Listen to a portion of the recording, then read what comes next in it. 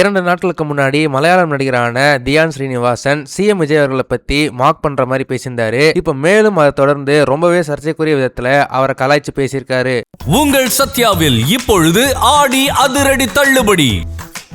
சமீபத்தில் நடந்த ஒரு அவார்ட் ஃபங்க்ஷன்ல தியான் ஸ்ரீனிவாசன் மேடையில் ஏறி பேசும்போது ஆங்கர் அவங்க கிட்ட தியான் ஸ்ரீனிவாசன் ஒருவேளை வருங்காலத்துல கேரளாவுக்கு முதலமைச்சராக ஆகிட்டா அவர் என்ன பண்ணுவாரு அப்படின்ற மாதிரி தமாஷா கேட்டிருக்கிறாங்க.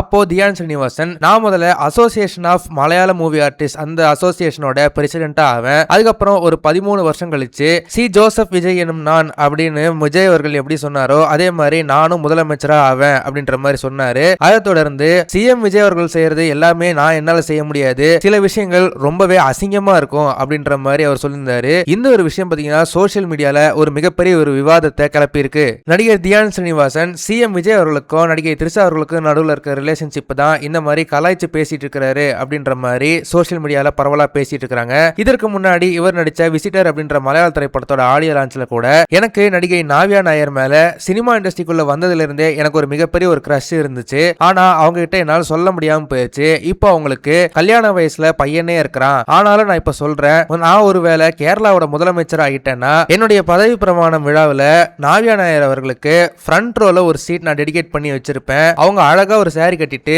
ஏன் முன்னாடி கொஞ்சம் அழுவுற மாதிரி இருந்தா நல்லா இருக்கும் அப்படின்ற மாதிரி கலாய்ச்சி பேசியிருந்தாரு. இந்த 2 விஷயங்களுமே சோசியல் மீடியால ஒரு மிகப்பெரிய ஒரு டிபேட்டா ஆகிட்டு இருக்கு. இதே போலவே இன்னைக்கு நடிகை த்ரிஷா சிட்னில அவங்க ஒரு ஈவென்ட்ல அட்டென்ட் பண்ணியிருந்தாங்க. அங்க கிரௌட்ல இருந்த ஒரு நபர் கூட சிஎம் விஜய கேட்டதா சொல்லுங்க அப்படின்னு நக்கல் அவங்கள பத்தி கேட்டிருக்காங்க. அந்த விஷயமே சோசியல் மீடியால வைரலா போச்சு. இந்த மாதிரி சிஎம் விஜய் அவர்களுக்கும் நடிகை த்ரிஷா அவர்களுக்கும் நடுவில் இருக்கிற இந்த ரிலேஷன்ஷிப் பத்தின சர்ச்சைகள் நாளுக்கு நாள் அதிகரிச்சுட்டே போகுது. இதுல 2 பேர்ல யாராச்சும் ஒருத்தர் இதுக்கு முற்றுப்புள்ளி வச்சா நல்லா இருக்கும்னு ரசிகர்கள் நினைக்கிறாங்க. இந்த விஷயத்தை பார்க்கும்போது உங்களுக்கு என்ன தோணுது அப்படின்றத மறக்காம கமெண்ட் செக்ஷன்ல சொல்லுங்க.